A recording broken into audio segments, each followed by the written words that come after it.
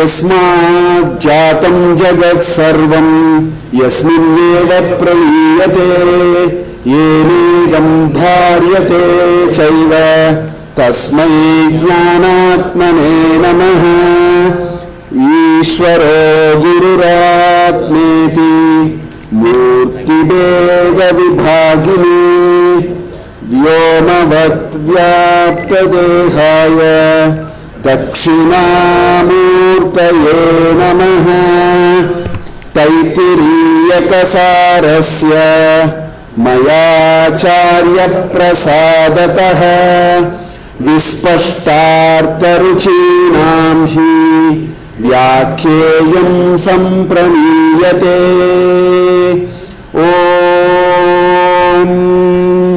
सहनाववतु सहनौ भुनक्तु सह वीर्यं करवावहै तेजस्विनावधीतमस्तु मा विद्विषावहै। ॐ शान्ति शान्ति शान्तिः। ॐ तस्माद्वा एतस्मात् मनोमयात् अन्योन्तर आत्मा विज्ञानमयः तेनैष पूर्णः स वा एष पुरुषविध एव तस्य पुरुषविधताम् अन्वयं पुरुषविदः तस्य श्रद्धैव शिरः ऋतं दक्षिणः पक्षः सत्यमुत्तरः पक्षः योग आत्मा महः पुच्छं प्रतिष्ठा तदप्येष श्लोको भवति विज्ञानं यज्ञं तनुते कर्माणि तनुतेऽपि च विज्ञानं देवाः सर्वे ब्रह्मज्येष्ठमुपासते विज्ञानं ब्रह्म चेद्वेद तस्माच्चेन्न प्रमाद्यति शरीरे पाप्मनो हित्वा सर्वान् कामान् समश्नुत इति तस्यैष एव शारीर आत्मा यः पूर्वस्य. So we were in this Anuvaka last class when we were closing, and so we are in the fourth layer of these five Pancha Koshas: Annamayamatma, Pranamayamatma, Manomayamatma, and now Vijnanayamatma. So as I was telling, this is it is getting more and more finer, more and more subtle, sukshma, more and more it is getting sukshma. So the question is, how is it that manas is buddhi or vijnanamaya is subtler than the manas? So this question is there, which we didn't really, we took it for granted. So there are two shlokas which I want to quote, because that really shows that compared to Manomayamatma, Vijnanamayatma is even Sukshma. So there is one shloka from Vedanta Sara, and actually we know this. What it says is, Manonama Sankalpa Vikalpa Mahatmika Antakarana Vriddhihi. So first thing it says is, the job of manas is Sankalpa Vikalpa Mahatmika. It is always like that. Both manas and buddhi are antakarana. They are not bahishkarana, they are antakarana, and they are antakarana vriddhi. It is these developments that are happening inside.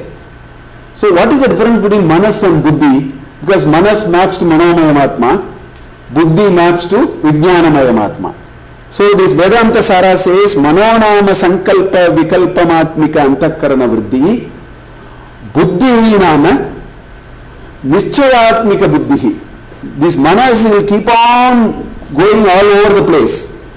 But to resolve Nischayatmika Buddhi, Antakarana vriddhi buddhi.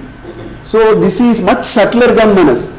Manas keeps on wavering, but the job of buddhi is to fix and resolve something. So both are antakarana vriddhi eva. But one is much more vibrating, one is less vibrating. So to that reason it is actually subtler.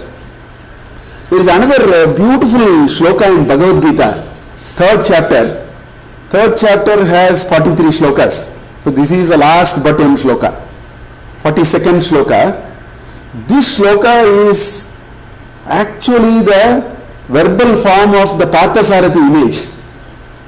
We have seen the Parthasarathi image where there is this horse and Arjuna is sitting and Krishna is the charioteer. The chariot in which Arjuna is sitting, and then the charioteer holds the reins and the horses are there. Senses mind. Yes. This idea comes in Kathopanishad. This mantra actually is in Kathopanishad, and Bhagavad Gita has exactly borrowed that mantra and put it in the form of a shloka. And this is the shloka. Indriyani paranyahuhu indriyebhya param manah manasastu para buddhihi yo buddhehe paratastu saha. So there are 4 layers here. The shloka says, Indriyani paranyahuhu. Compared to the body, Indriyas are better. Much better. Much more powerful. In fact, when things become subtle only, it is powerful. That's why an X-ray can cut things, gamma ray can cut even more deeper. So, Sukshma, when things become Sukshma, the power is more. So he says, Indriyani paranyahuhu. Compared to the body, Indriyas are better. Indriyebhya param manaha. Manas is a super Indriya. I have been saying that. In Manomaya Atma we talked about it.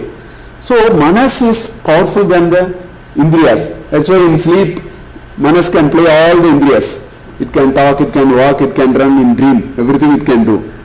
So Manasas, Indriyebhya param manaha. Manasastu para buddhihi. The buddhi is even more powerful than the manas. Yo buddhehe parasastu saha. The Atman, which is behind, is even more powerful.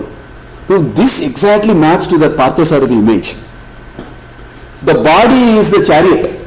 The body has no motive power. The body is very inert. For all of us, the body is inert. Nothing the body can do. It is only the Indriyas which can go places. You can sit here and think about your friend in Chicago at this point in time. It travels more than the velocity of light. From here you can go to Yamaloka and come back also. Vaikunta also you can go to come back. Manas is capable of that, and that does through Indriyas. So the horses are the Indriyas. But the controller of the horse is the reins. It is the thread which you have to hold, and somebody must hold it. So that Krishna, who is the Parthasarathi, is holding all those reins in his hand. And he is Sarathi of Partha. The Adhikari is sitting inside. The Yajamana is sitting inside the chariot. So our life is a journey like that. This body is inert, it cannot do anything. That's why Annamaya Atma is the Stula. Then you have Pranamaya Atma. The Indriyas are activated only through Prana. So Pranamaya Atma is a little powerful than that. But Manomaya Atma is powerful than that. Right? I talked about that story, Ajata Satru to Gargya and in Brihadaranyaka Upanishad. So Manas is even subtler, which is that reins. Otherwise, if you leave the horses will go all over the place. You will not reach your destination. You will not reach where you have to reach in your life. So the Indriyas are to be in the control of the reins. But the reins can also be not left. The thread should not be left just like that. Somebody must hold it. And that is Krishna. And that is the buddhi. That is why in Kathopanishad it says, Buddhim tu sarathim viddhi. Yama says to Nachiketas, please understand, buddhi is the sarathi. Buddhi must control the mind, because buddhi is more powerful. That buddhi maps to Vijnanamaya Atma. That is why Vijnanamaya Atma is Sukshma, more Sukshma than Manomaya Atma. But both of them are Antakarana Vriddhi only. Both of them are playing out inside, not outside. But one is more subtler than the other. So, knowledge.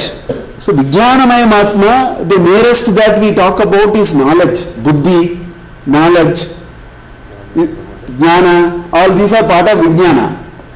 Now knowledge is the most important thing for us in life. I am talking about Vyavahara Drishti. Paramatmika Drishti also it is true. I am talking about the Vyavahara. We are in Vyavahara. We are doing all kinds of Vyaparas. So in that, knowledge is very, very important. If people do without knowledge, without acquiring knowledge, if you do things, it is, many things will become ritual. It will not be an engaged work. It will not be something which we are part of it. So I want to tell this small story which many of you know. There is a father and a mother. There is a son. So the father had a good knowledge of samskaras, samskriti, everything he knew. So he understood that Shraddha, which is done for the ancestors, is Shraddha Purvaka Shraddha. Shraddha's greatest raw material is Shraddha. If you don't have Shraddha, there is no point in doing Shraddha. Although today, father ceremonies are done slightly with less Shraddha and so on. So this man knew all that because he has the knowledge. He had a small cat. So this cat will disturb. Shraddha, he wants to give full attention to the ceremony. Purohit will come, 2 hours I have to spend, make the offerings to my departed father and mother and so on. So this cat was disturbing too much. So what he did, he said that this cat should not disturb me, so he brought a basket. So he kept the cat, put the basket on the top of it, 2 hours, 3 hours, ceremony is over.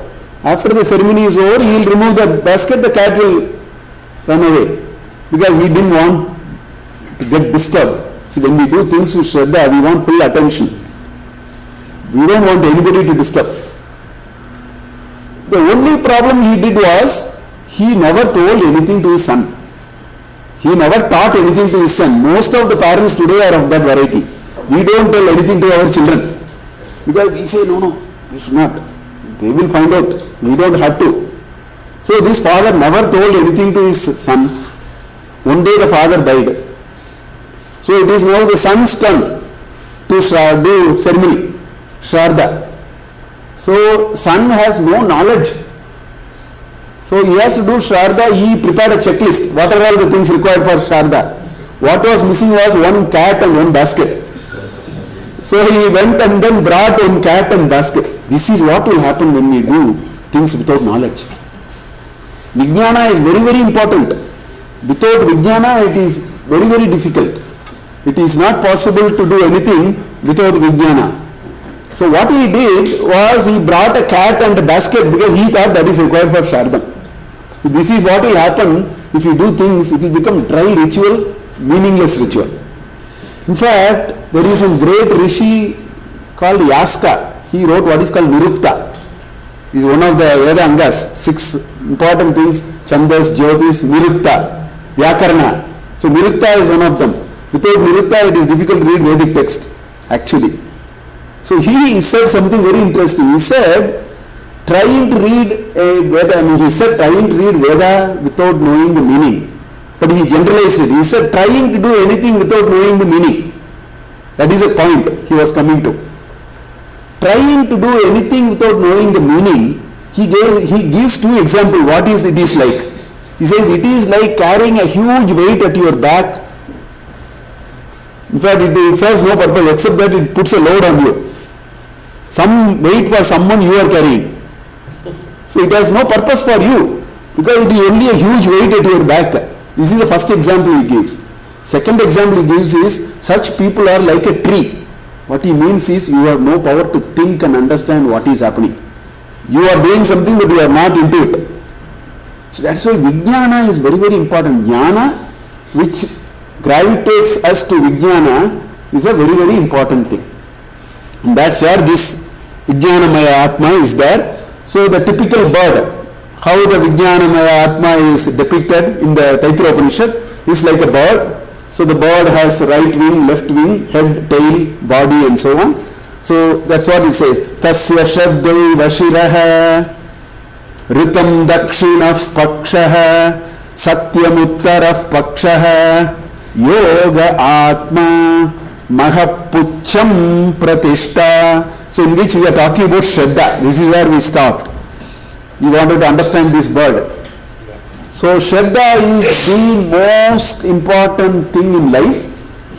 So last time I quoted this beautiful Taittiriya Upanishad mantra. Yabihi adityaha tapati rashmibihi tabihi parjamyaha varshati parjamyo oshadi vanaspatayah prajayanta oshadi vanaspatibihi annam bhavati annena pranaha pranaihi balam balena tapaha tapasa shraddha shraddhaya meda medaya manisha manishaya manaha manasa shantihi shantya chittam chittena smritihi smritya smaram smarena vijnanam vijnanena atmanam vedayati. This is the root. Father and son has a conversation. So how do I know the ultimate knowledge? Father starts by saying son has to shine. The discussion starts from there, but as I told you, Shraddha is in the middle of this, in this mantra. That is the lift force I was talking last class. Shraddha is very, very important. I will get into Bhagavad Gita. There are several shlokas in Bhagavad Gita about Shraddha. It is very important to see all of them together in one place. Then we will know the power of Shraddha, the importance of Shraddha. Sri Krishna has articulated in Gita. So I will pick up a few shlokas. In the third chapter he says, Shraddhavantaha anusuyantaha muchyante tepi karmabhihi. The only way we can redeem ourselves from karma. Redeem ourselves from karma does not mean stop doing karma. Throughout Bhagavad Gita, Krishna has been saying that. Redeeming ourselves from karma means redeeming ourselves from the effects of karma. The karma, the work I do should not bother me. And if the work that I do should not affect me, he says two conditions. You should be a Shraddhavantaha. You should bring Shraddha, because that focuses you to larger principle of life. That points you to a big picture. So the small little things will recede to the background. That's why he says Shraddhavantaha anasuyantaha asuya. No asuya. Anasuyantaha muchyante tepi karmabhi. They will be redeemed of all effects of work. Our problem in day-to-day life is every piece of work affects us. Your work affects me alone my work. You do something, I get affected, which is needless, but it happens to me. So that's the first reference in Shraddha in Bhagavad Gita in chapter 3. Chapter 4, Jnana Karma Sannyasa Yoga. In that, Shloka 33 to 42, the last 12 shlokas, wonderful shlokas on Jnana, on knowledge. Beautiful propositions on knowledge. In that, this is very important. He says, Shraddhavan labate jnanam, tatparas samyate indriyaha, jnanam labdva param shantim, achirena adhigacchati. You don't wait too long. Achirena, takshana. Kannada means takshana anta ಹೇಳ್ತಾರೆ. Just now, at this point in time, momentarily. So to get that ultimate wow factor, you need Shraddha. Without Shraddha, you will not get jnana, is what he said. And Krishna, in two places in Bhagavad Gita, he was very strong. Very strongly he talked about the negative thing. Here is one. He says, what is he saying? You just see. He says, Ajnascha. It is immediately next shloka. That's the 39th shloka, this is the 40th shloka. Ajnascha. Ashraddhadanascha. There is Ashraddhadana there. Ajnascha Ashraddhadanascha. Samshayatma vinashyati. He says a person who does not bring Shraddha into whatever he does in life, let it be Paramarthika, let it be Vyavaharika, let it be Pravritti, let it be Nivritti, let it be spiritual pursuit, let it be materialistic pursuit. These rules are same. If you don't bring Shraddha, you will not get Jnana. So Ajnascha, Ashraddha, Dhanascha are both related. Because the previous shloka says Shraddhavan labate jnana. So moment you say Ashraddha Dhanascha, Ajnascha will automatically come. Because he is not going to get knowledge. Samshayatma vinashyati, a doubting Thomas will perish. And then look at the second sentence. Na ayam lokaha asti. For that person this world is of no use. He will achieve nothing in this world. Na ayam lokaha asti, na paraha, not even the paraloka. Even after this soul departs this, sheds this body and goes elsewhere, even there it will be of no use. That is the level to which Shraddha has been put. He says, Samshayatma vinashyati, na ayam lokaha asti, na paraha, na sukam samshayatmanaha. A person who brings doubt, who doesn't have the astikya buddhi, astika mahajanaha, what is that? Is that there is a larger force. Astikya means something is there which is bigger, which connects Jiva, Jagat, Ishvara Sambandha. That is the axis which connects Jiva, Jagat and Ishvara. People who don't have that belief, because with that belief only Shraddha will come. So if we don't bring that, he says, this world is also of no use for you. After the soul sheds this body and goes elsewhere, even there it will not find any. Which means the whole life is vyartha. That is what he is saying. If you don't bring Shraddha, life is vyartha. You have wasted your life. To that level he is strongly saying in chapter 4, 39 and 40th sloka. Then in chapter 6, he says, Shraddhavan bhajate yo mam same yukta tamo mataha. Yukta itself is a very heavy word. Yukta comes from yujir. That is a dhatu. Connect. So one who is connected with ultimate, connected with the reality is called yukta. He is now using superlative degree. Yukta tara, yukta tama. He says yukta tamaha. Mataha. My opinion is that he is ultimate of the one who is connected with the reality, who is connected with me. Who? Shraddhavan. He brings Shraddha. Only with Shraddha. In fact, there is one chapter in Bhagavad Gita in which the first question Arjuna asks is, what is this Shraddha? A person does this, is it alright? 17th chapter, it's called Shraddha Traya Vibhaga Yoga.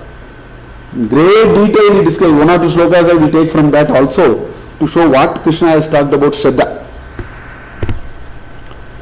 In chapter 7 he says, Yo yo yam yam tanum bhaktaha shraddhayarchitum ichyati tasya achalam shraddham tameva vidadamyaham. He says, bring Shraddha. If the quality of Shraddha is bad, your result will also be bad. That's a different issue. But you have to bring Shraddha first. So, whatever Shraddha you brought, achalam shraddham, tasya achalam shraddham, tameva dadamyaham. What Shraddha you brought, if you have Shraddha in making money, I will give you money. If you have Shraddha to know the larger truth, I will give you the larger truth. You bring Shraddha, I will reward you. But what you have to bring is your choice. There is a nice sloka, a nice story in Bhagavata, Srimad Bhagavata. It's a very nice story.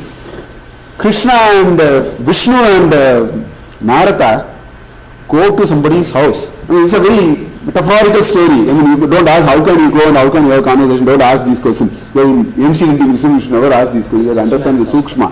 Huh? Rich man's house. Rich man's house. He is a great bhakta. He is a great bhakta. And in this chapter only he says, Chaturvitaha bhaktaha me bhajanti. Artha, artharthi, jignasa, jnani. So he belongs to the, artharthi kind of a bhakta. So he goes to his house. This is how the story goes. So he says, Vishnu have come. I am Vishnu. So this Vishnu bhakta is very happy that Sakshat Vishnu has come to my house.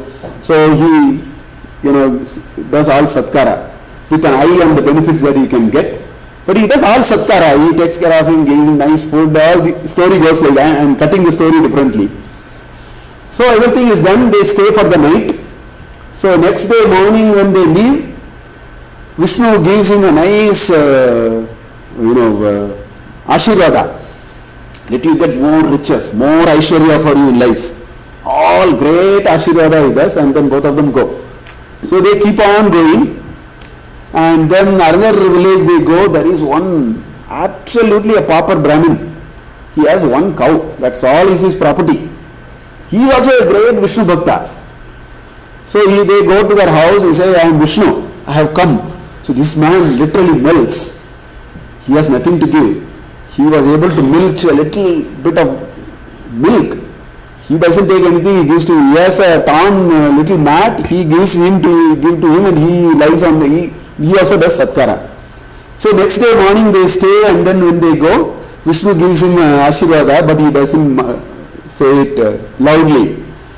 Narada got a little inquisitive about it. After they came out, Narada asked, what did you say? I didn't hear. He was a great bhakta. What a genuine bhakti he showed.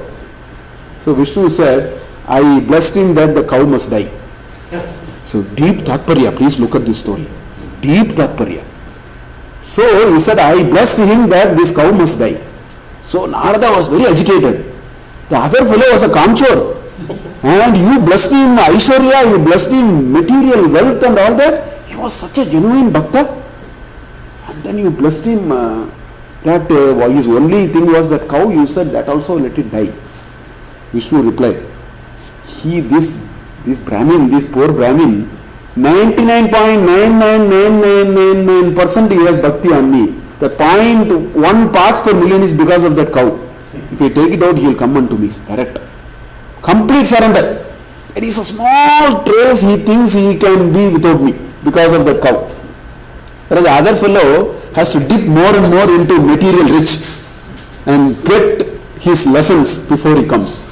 Look at the perspective there.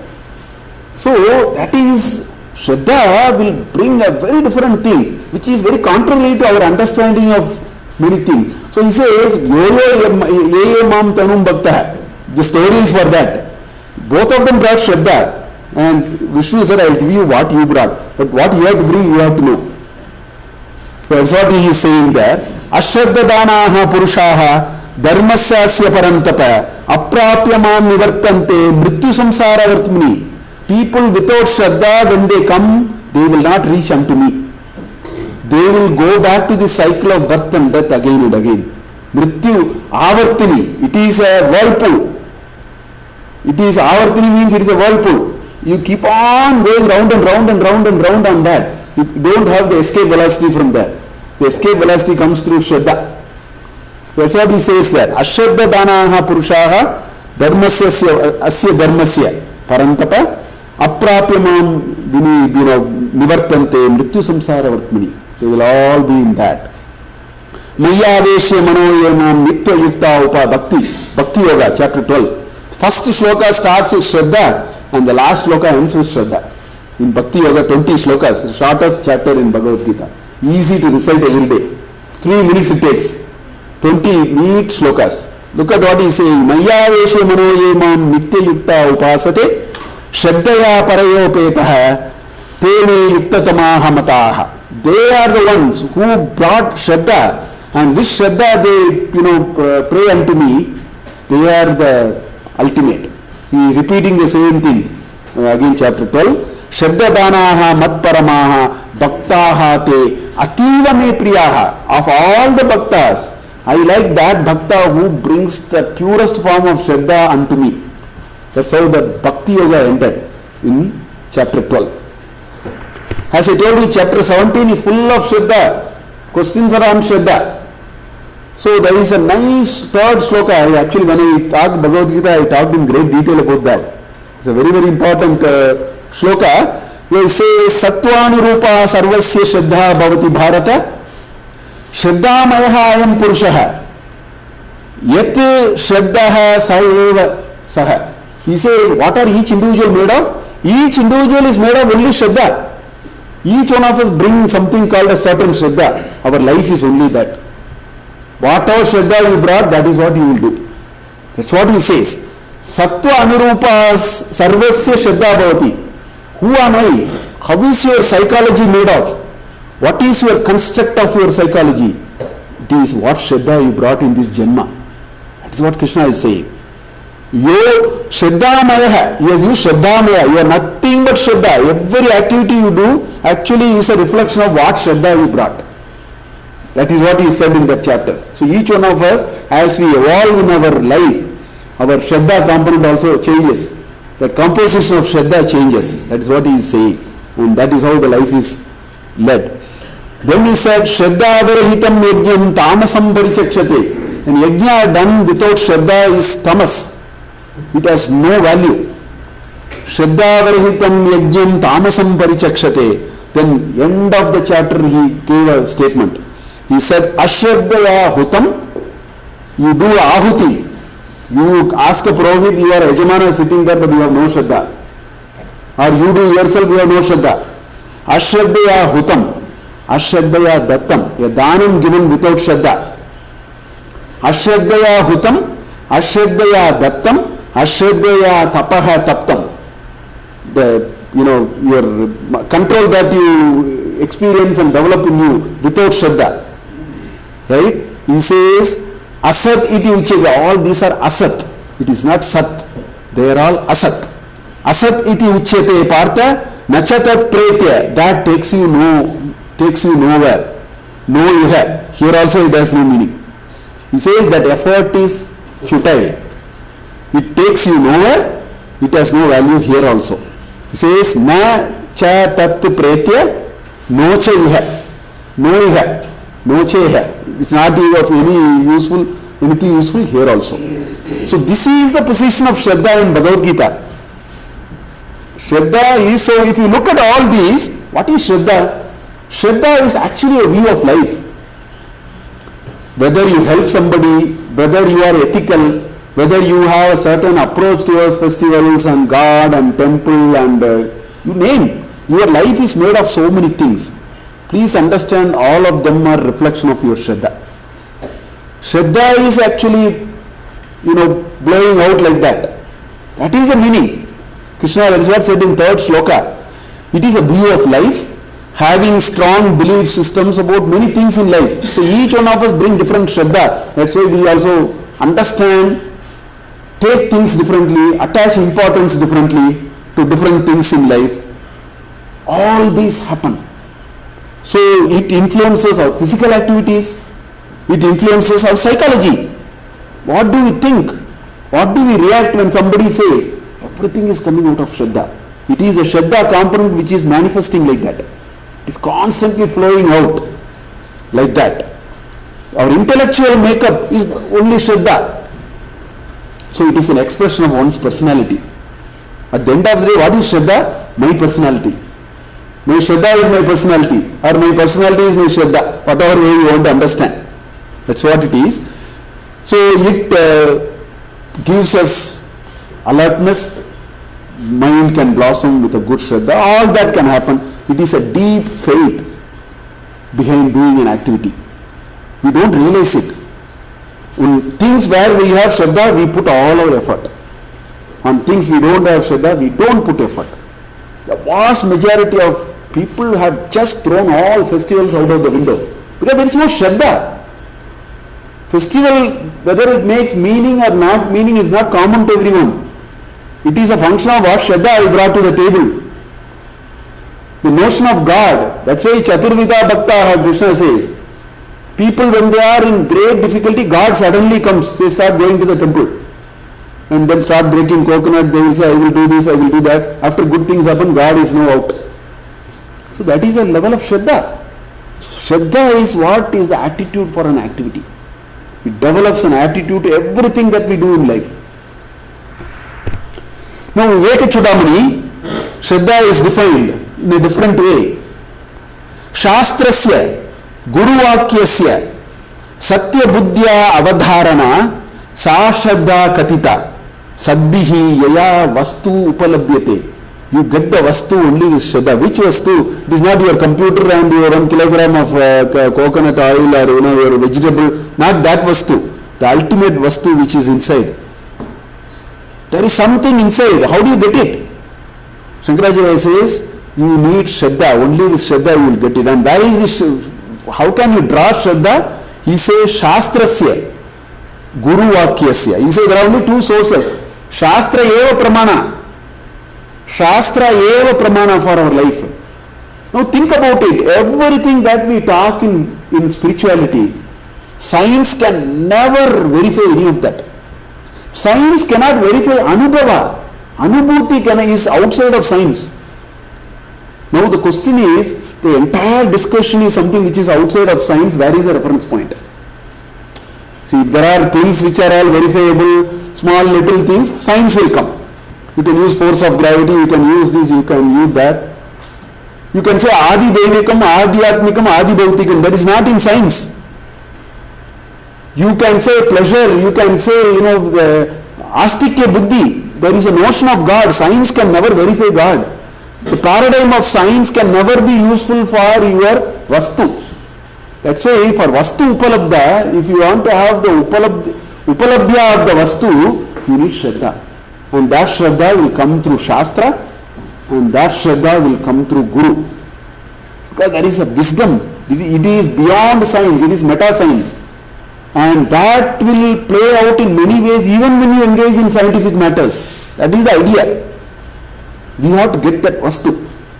That's what he is saying. He says, Shraddha Bhakti Dhyana Yogan Mumukshoho Muktehe Hetun Bhakti Saksha Shutege Gihi. The Shruti has praised. Shruti means this entire Upanishad and all this.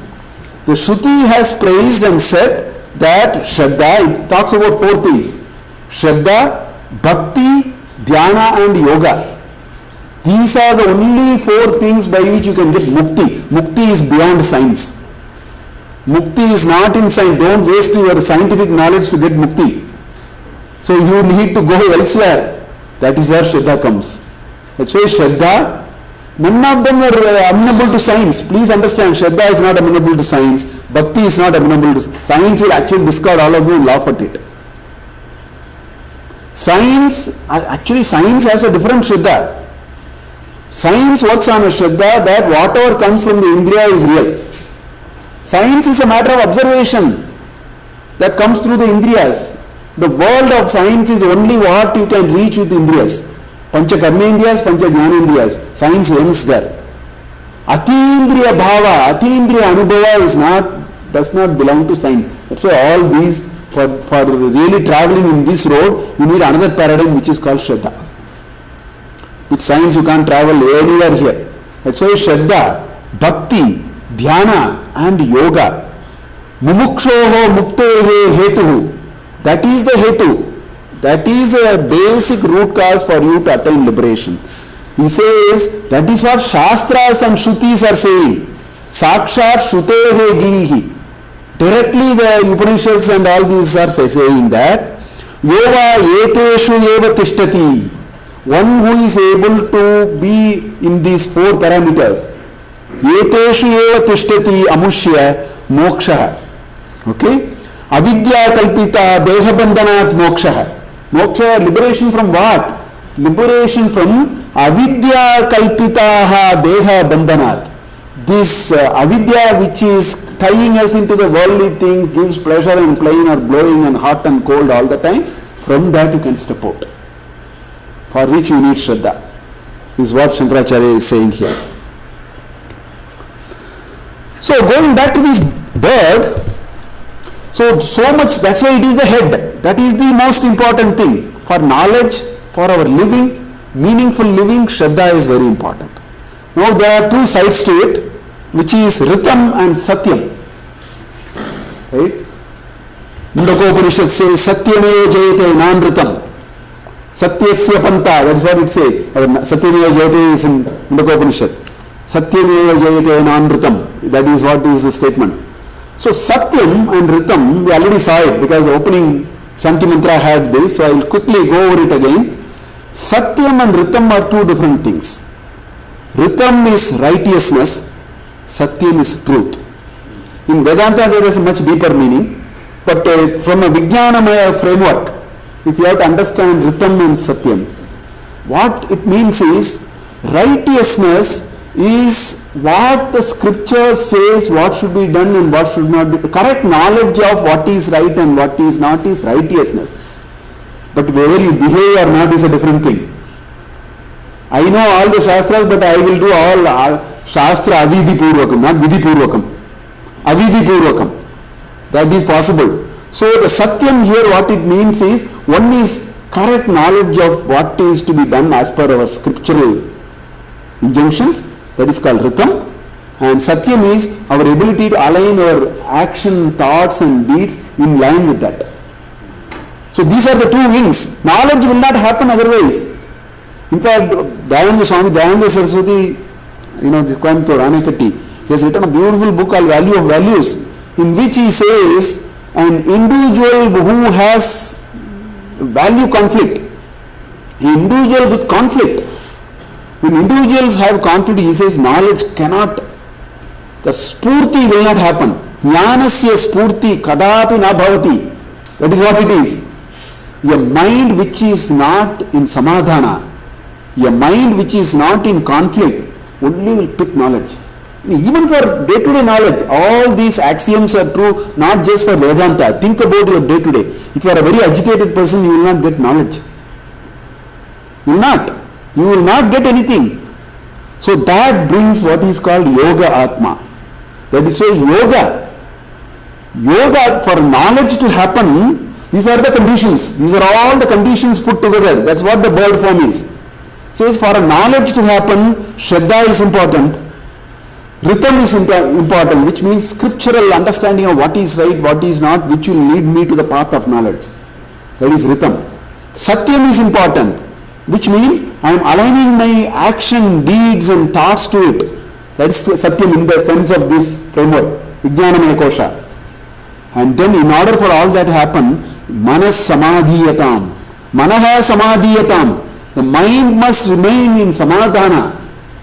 If the mind is not a mind which is agitated, a mind which is in conflict cannot get knowledge.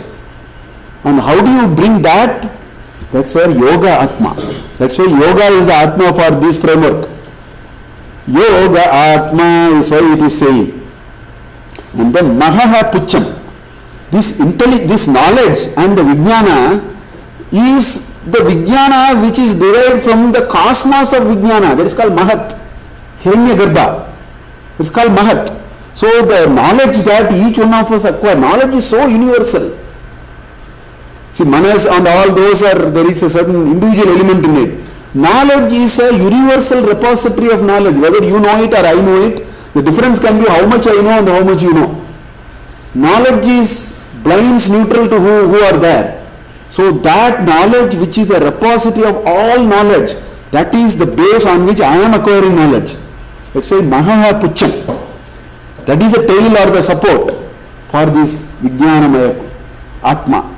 So this is how the Vijnanamaya is described by the Upanishad. Then as usual it goes into the Upasana. That is the next mantra which we recited. We will go there. We say Vijnanamaya Kosha is the knowledge which is realized knowledge, which is very, what you can say, not decisive. No. So all that it is saying is, you can understand yourself as a work in process in knowledge. You are a bundle of knowledge. In your realized knowledge, you are talking about the end point of that. No. But the fact remains, each one of us is experiential knowledge. Each one of us is also not just Manas. We are a Jnanamaya, a bundle of knowledge. Right. That is what I am. I can describe myself like that. What are the components for that to happen and how can we make it better? Those are those components. So each one of us, what is this Upanishad doing? It is first said you are this mortal body. Then he said no, it is not the mortal body, you are the pranas. Then he said no, you are not the prana, you are another identity called Manas. Now it is saying you are another identity called your knowledge. That knowledge can go to perfection. Yeah. So I'm thinking from this example, sir. Let's say Manas is knowledge. And somebody told me electricity will give a shock. It is a matter of Manas. Okay? It's very indecisive. Will it give a shock or not? But once I experience the shock, it is at the Vijnanamaya Kosha, I will know that. That's why Nischayatma, that's why he says Nischayatmaka Buddhi. Sankalpa Vikalpa Matmika Buddhi Manaha. Correct. Nischayatmaka Buddhi Nischayatmaka Atmika Buddhi. Okay. First, that's why I brought the definition. That's the difference between both of them are Antakarana only. This resolves and settles it. It resolves and settles it. Conflict, then the Buddhi will tell, okay, you already got a shock. Manas may decide not to listen to the Buddhi. That's a different story. That's why Manas is another layer of me. Yeah. Manas may discard what the Buddhi said. That is possible. Correct. But we are talking of different layers. The Buddhi is much subtler than the Manas, much powerful. Yes, actually the process by which you pierce these koshas and get into the final in a way, because the more and more subtler, because how do we start? Most of us say, I am the body. We are in first layer, we are not even gone to the second layer. Prana is not understood. No, it's all very concept for us. We all think we are the body. That's why we worry so much about this body. Now, I'm not saying we should do Udasina, but I'm saying, how much should we worry? You have to put a limit, no? So we are in the first layer. So this Upanishad, this Brahmanandavalli is saying, pierce the layer one after the other, the Upasana. That's why the Upasanas are coming. It challenges your understanding.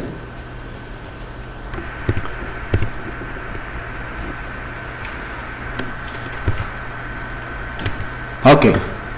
So there are, about the Vijnanamaya Kosha, Viveka Chudamani has quite a few mantras, quite a few slokas, I brought a few of them. It says, Buddhihi, Buddhindriyehi, Sardam Samvrittihi, Kartri Lakshanaha, Vijnanamaya Kosha. So it says, what is Vijnanamaya Kosha? Vijnanamaya Kosha, how do you understand it? It is Buddhi and all Indriyas related to Buddhi with which it can get into action. So Manas and all these will interact with the Buddhi and create a certain kind of resolve. So that is called Vijnanamaya Kosha. With more and more it becomes subtle, you cannot attach it to an organ. You have to talk it like a concept. That's why it is becoming subtle now. So that's what he says, Syat Pumsara. For a living being, this is what Vijnanamaya Kosha. Buddhi and Buddhi Indriyehi Kartri Lakshanaha. It gets into Vyapara with Buddhi and all those with the Buddhi. That whenever you are in that plane, you are in the Vijnanamaya Kosha actually. That's what he is saying. And Samsara Karanam. That also plays its own role in tying you into the Samsara. Because it is still a layer. You are not seeing the ultimate truth. The knowledge is work in progress.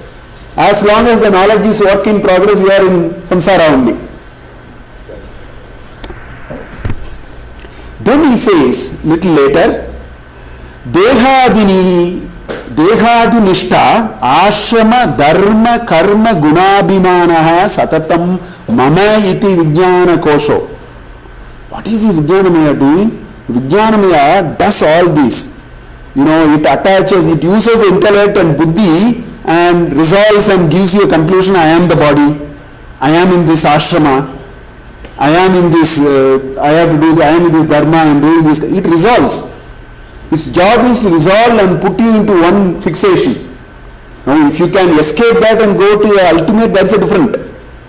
But it is playing at that level. So it says, with all these gunas, and it attaches everything to I-ness, it says, it resolves, oh, this is mine. This is my body. My body is aching. All these buddhi only is resolving all this. Manas is posing all these questions to the buddhi. Buddhi is resolving all this.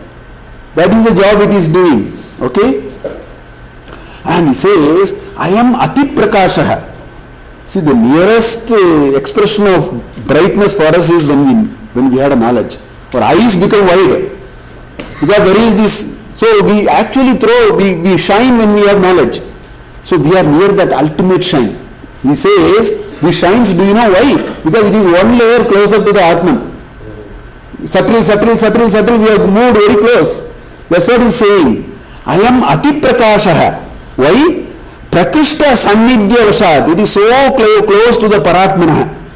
In this scheme of things, this Vijnanamaya and the Buddhi is very, very close to the Atman. That's why this fellow is also shining. That's why we also exhibit. When we know something, we become very bright. We are passing that brightness, which is the inherent property of the Atman. So he says it is very close. That's why it is also looking very shiny. That's what he says. Ato bhavati eshaha upadihi asya. So this becomes a upadi of the Atman. This becomes a conduit for the Atman to play out in the world and get stuck into delusion and then get into the world of Vyavahara. So that's how he explains this. He also talks about why do we need Vijnanam. He says, Na astraihi, na shastraihi, anilena, vannina, chetum na shakyaha, na cha karma kotibihi. With a shastra, with a weapon, astra, or with anila, which is air, or with vannihi, which is fire, right? Can be, or karma kotibihi, with a lot of accumulated work and karma that we have, With that you cannot, touch it. Right? He says, Viveka Vijnana Mahasina. How do you touch that Vastu? The Vastu can be touched with this great sword called Viveka. Viveka Vijnana. The Vijnana, the realized knowledge which says Nitya Anitya Vastu. Separation of Nitya and Anitya Vastu is called Viveka. With that Viveka and that Vijnana, and Maha Asina. Asi is a sword. Maha Asi is a big sword. He says, get that big sword, you can tear all these layers and then see the Vastu. That is why Vijnana is very important. The knowledge is a work in progress. But go to the ultimate. These are all talking about the ultimate knowledge. Not the management knowledge and the chemistry knowledge and all that are for our Vyavahara. So, sir, in Gita also there is an axe which you cut. What is that representing? Again, it is the last shloka in chapter 4.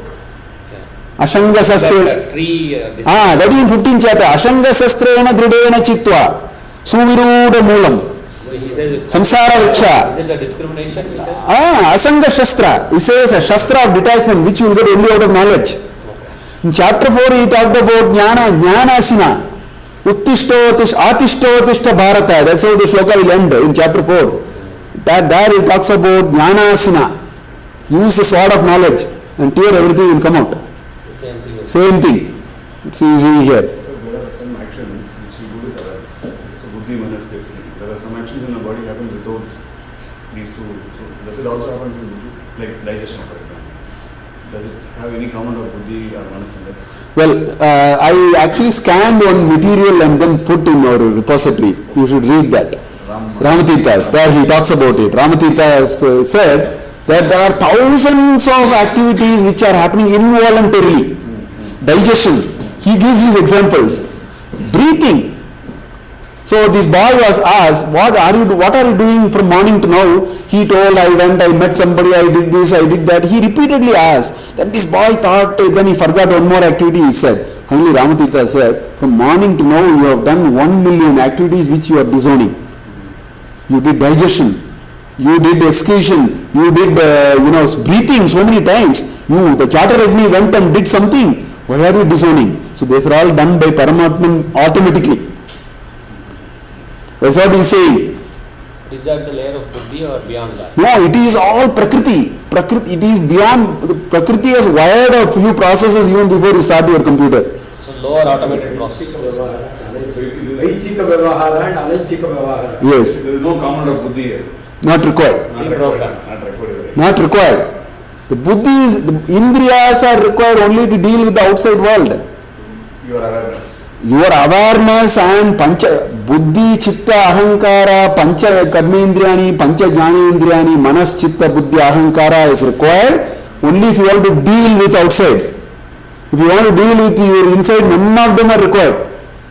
This is a process which is all, aham vaishvanaro bhutva praninam dehamarshritah pranapana samakritva pachamyannam chaturvidam. That's what Krishna says in chapter 15.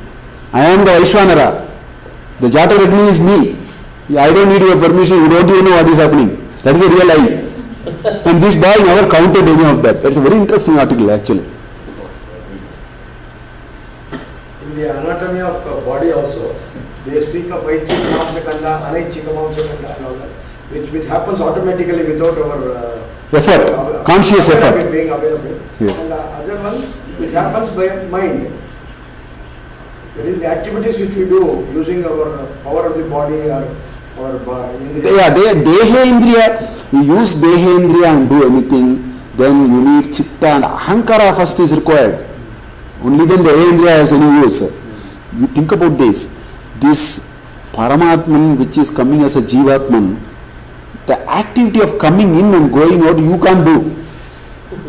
The activity of getting that in and taking it out you cannot do. So there are a lot of processes which are already done.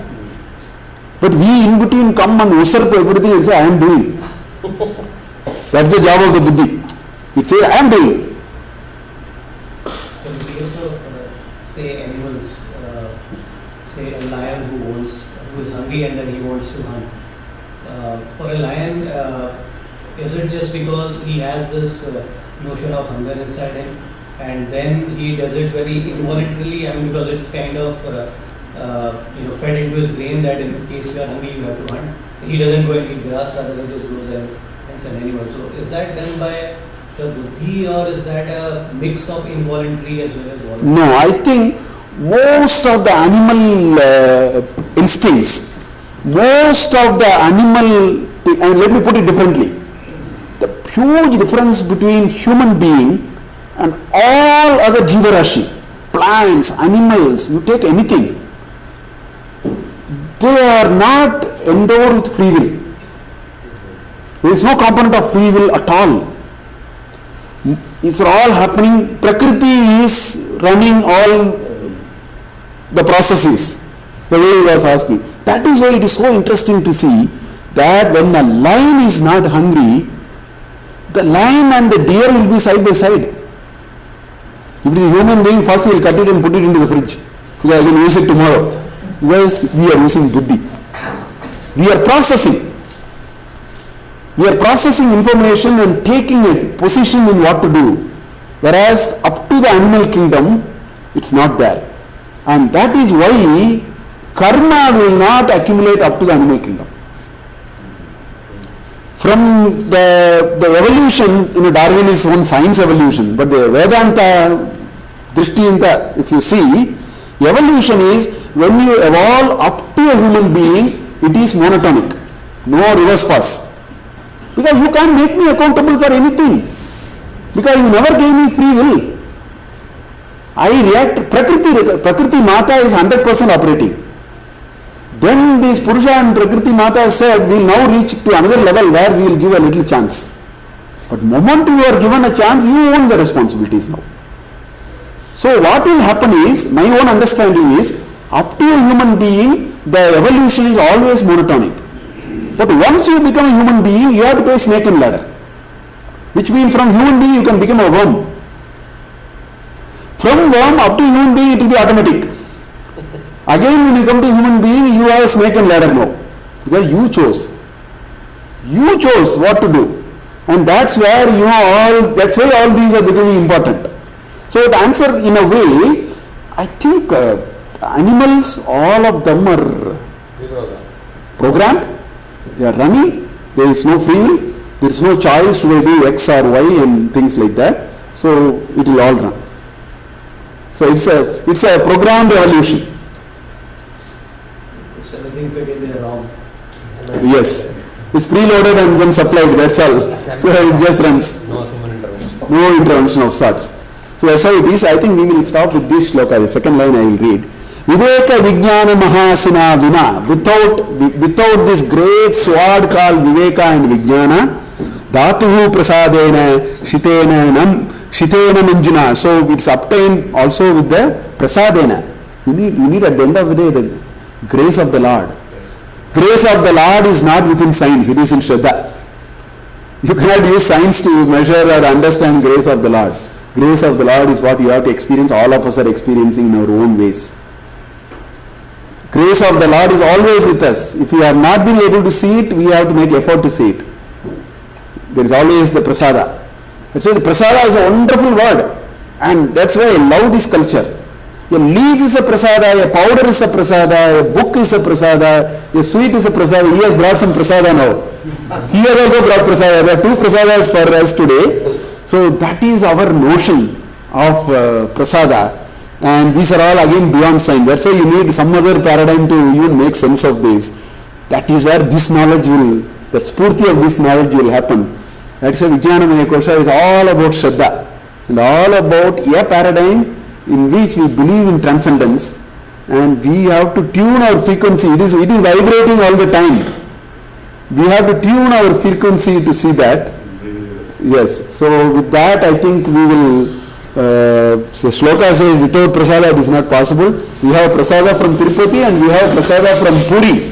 Two greatest temples in this country. Please partake the prasada and go. Thank you. Please.